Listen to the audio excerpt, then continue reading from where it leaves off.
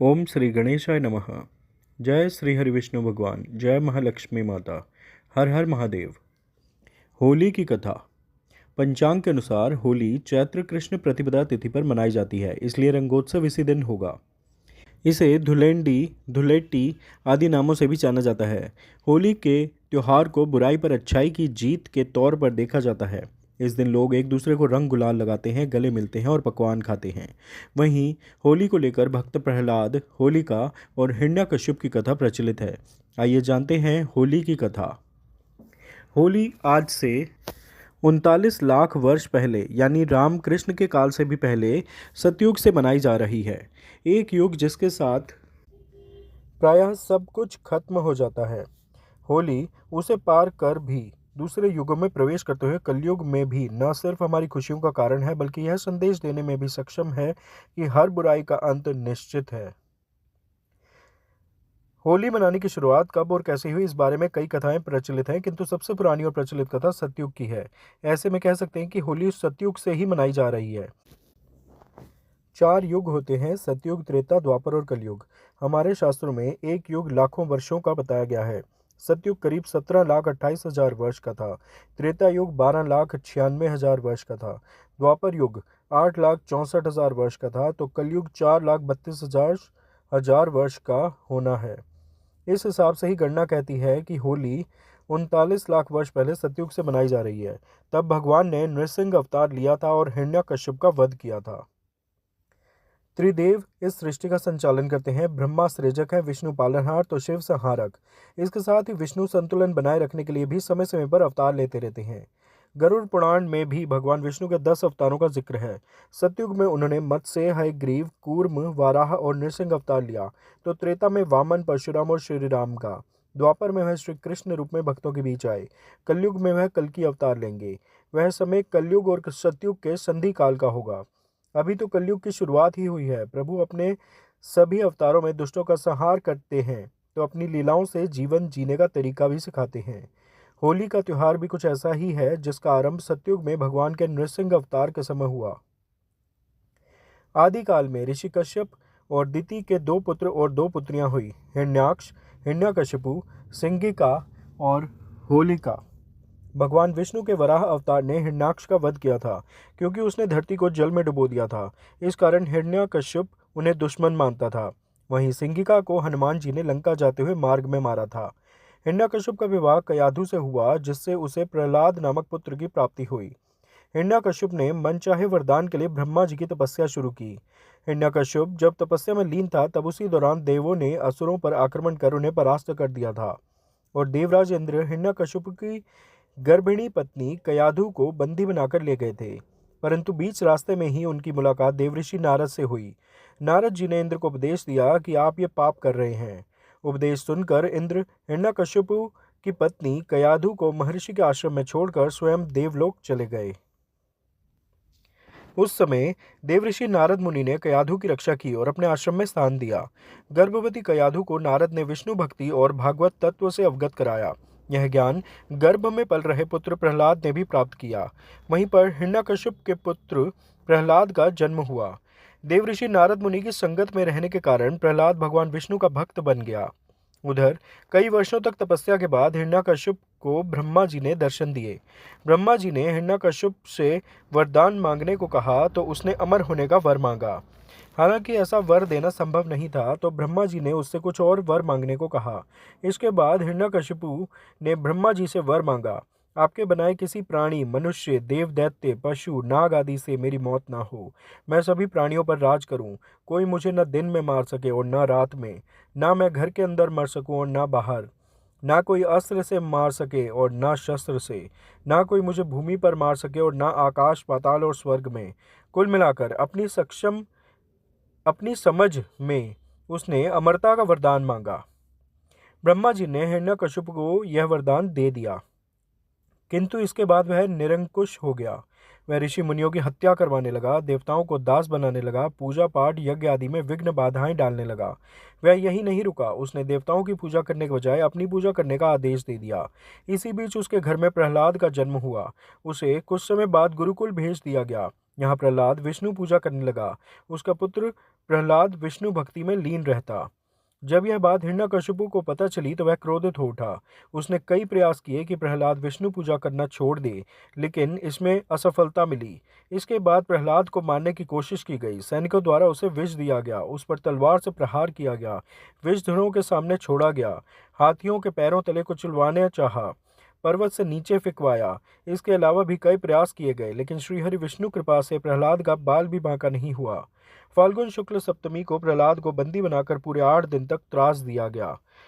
इस तरह से मारने का प्रयास किया, लेकिन प्रहलाद को कुछ नहीं हुआ। हिरण्यकश्यप की एक बहन थी होलिका। होलिका को भी भगवान ब्रह्मा से एक वरदान मिला था, यह कि उसे अग्नि नहीं जला सकती। हिरण्यकश्यप ने होलिका को कहा कि वह प्रहलाद को अपनी गोद में लेकर अग्नि में बैठ जाए, ताकि प्रहलाद भाग न सके और वह उसी अग्नि में जलकर खाक हो जाए। फाल्गुन पूर्णिमा के दिन होलिका अपनी गोद में प्रहलाद को लेकर बैठ गई, लेकिन होलिका तो जल गई पर प्रहलाद को कुछ नहीं हुआ। दरअसल होलिका को अहंकार हो गया था कि वह अग्नि में नहीं जलेगी, जबकि उसे यह वरदान था कि उसे आग से तब तक नुकसान नहीं पहुंचेगा जब तक वह किसी सदगति वाले मनुष्य का अहित करने को ना सोचे। कहा जाता है कि होलिका के एक वस्त्र में न जलने की शक्तियां समाहित थीं, किंतु भगवान विष्णु की कृपा से चली तेज आंधी से वह वस्त्र होलिका से हटकर प्रहलाद के शरीर से लिपट गया था। होलिका के जलने और प्रहलाद के बच जाने पर नगरवासियों ने उत्सव मनाया, जिसे छोटी होली के रूप में भी जानते हैं। इसके बाद जब यह बात फैली तो विष्णु भक्तों ने अगले दिन और भी भव्य तरीके से उत्सव मनाया। होलिका से जुड़ा होने के कारण आगे इस उत्सव का नाम ही होली पड़ गया। उधर हिरण्यकश्यप ने प्रहलाद को मारने के लिए उसे एक खंबे में बांध दिया। उसने गुस्से में प्रहलाद से पूछा कि किसकी वजह से तू मेरी आज्ञा नहीं मानता है। इस पर प्रहलाद ने अपने पिता से आसुरी स्वभाव छोड़ने और समता भाव को अपनाने की प्रार्थना की। इससे हिरण्यकश्यप आग बबूला हो गया। उसने कहा, तू मेरे सिवा किसी और को जगत का स्वामी मानता है? कहाँ है वो? क्या इस खंबे में है? और यह कहते हुए उसने खंबे में घूंसा मारा। इतने में गर्जन के साथ खंबा फट गया और उससे एक खतरनाक रूप प्रकट हुआ। सिंह का सिर, मनुष्य का धड़, बड़े बड़े नाखून, खतरनाक चेहरा, पीली आंखें और तलवार जैसी जीभ। यही भगवान का नृसिंह अवतार था। उन्होंने हिरण्यकश्यप को संध्या काल में सभा की दहलीज पर अपनी जांघों पर रखा और अपने नाखूनों से उसका कलेजा चीर दिया। नृसिंह भगवान ने हिरण्यकश्यप को न दिन में मारा, न ही रात में, न बाहर मारा, न अंदर, न जमीन पर मारा, न आसमान पर, और न अस्त्र से मारा और न शस्त्र से। इस तरह ब्रह्मा जी के वरदान का मान भी रह गया। इसके बाद प्रहलाद ने नृसिंह भगवान की प्रार्थना की, तब जाकर उनका क्रोध शांत हुआ। भगवान ने भक्त प्रहलाद को उसका उत्तराधिकारी बना दिया। अब जानते हैं होली की एक अन्य कथा शिवजी और कामदेव के बारे में। सबसे प्रचलित कथा सतयुग में होलिका दहन की है, लेकिन बाद के युगों में भी यह उत्सव अलग अलग समय पर मनाया जाता रहा है और इससे अन्य कथाएं भी जुड़ती गईं। होली की एक कहानी कामदेव की भी है। पार्वती शिव से विवाह करने के लिए उनकी तपस्या में लीन थी, लेकिन खुद ध्यान मग्न शिव ने काफी समय तक ध्यान नहीं दिया। इंद्र ने कामदेव को भगवान शिव की तपस्या भंग करने का आदेश दिया। कामदेव ने उसी समय वसंत को याद किया और अपनी माया से वसंत का प्रभाव फैलाया। इससे सारे जगत के प्राणी काम मोहित हो गए। कामदेव का शिव को मोहित करने का यह प्रयास होली तक चला। होली के दिन भगवान शिव की तपस्या भंग हुई। उन्होंने रोष में आकर कामदेव को भस्म कर दिया तथा यह संदेश दिया कि होली पर काम, मोह, इच्छा, लालच, धन, मद इनको अपने पर हावी न होने दें। तब से होली पर वसंत उत्सव एवं होली जलाने की परंपरा प्रारंभ हुई। कामदेव के भस्म होने पर उनकी पत्नी रति रोने लगी और कामदेव को जीवित करने की गुहार लगाई। इसके अगले दिन क्रोध शांत होने पर शिव ने कामदेव को पुनर्जीवित कर दिया। माना जाता है कि कामदेव के भस्म होने पर होलिका जलाई जाती है, तो उनके जीवित होने की खुशी में रंगों का त्योहार होली मनाई जाती है। इस घटना के बाद शिवजी ने माता पार्वती से विवाह की सम्मति दी, जिससे सभी देवी देवताओं, शिवगणों, मनुष्यों में हर्षोल्लास फैल गया। उन्होंने एक दूसरे पर रंग गुलाल उड़ाकर जोरदार उत्सव मनाया, जो आज होली के रूप में घर घर मनाया जाता है। होली की एक अन्य कथा महाभारत काल की है। महाभारत काल यानी द्वापर में युधिष्ठिर को प्रभु श्री कृष्ण ने एक कहानी सुनाई। एक बार श्री राम के पूर्वज रघु के शासन में एक असुर महिला थी। उसे कोई नहीं मार सकता था, क्योंकि उसे एक वरदान था। एक दिन गुरु वशिष्ठ ने बताया कि उसे मारा जा सकता है यदि बच्चे अपने हाथों में लकड़ी के छोटे टुकड़े लेकर शहर के बाहरी इलाके के पास चले जाएं और सूखी घास के साथ उनका ढेर जलाकर लगाकर जला दें। फिर उसके चारों ओर परिक्रमा करें, नृत्य करें, ताली बजाएं, गाना गाएं और नगाड़े बजाएं। फिर ऐसा ही किया गया और वह असुर मारी गई। कहा जाता है कि इसके बाद से बुराई पर जीत के प्रतीक के रूप में होली मनाई जाती है। होली सबसे अधिक प्रसिद्ध हुई द्वापर युग यानी श्री कृष्ण के युग में। पौराणिक कथा के अनुसार कंस को पता चला कि श्री कृष्ण गोकुल में हैं, लेकिन यह नहीं पता था कि कहाँ। इसके बाद उसने पूतना नामक राक्षसी को गोकुल में जन्म लेने वाले सभी बच्चों को मारने को कहा। पूतना वेश बदलकर स्तनपान के बहाने शिशुओं को विषपान करा देती थी, लेकिन कृष्ण ने दुग्धपान करते ही पूतना के प्राण खींच लिए। पूतना के वध पर खुशियां मनाई गई और यह एक कहानी भी होली से जुड़ गई। हिंदू धर्म के सभी त्योहारों में खुशियां हैं, लेकिन इसके पीछे गंभीर संदेश भी है। जैसे दिवाली अधर्म पर धर्म के विजय का प्रतीक है, वैसे ही होली भी है। इस त्योहार का स्पष्ट संदेश है कि घमंड अच्छा नहीं होता, ईश्वर से बढ़कर कोई नहीं होता। जो भी विधि के विधान को नहीं मानता उसे कोई बचा नहीं सकता। जैसे होलिका या हिरण्यकश्यप वरदान के बावजूद भी मारे गए। एक और कारण भी है होली मनाने का।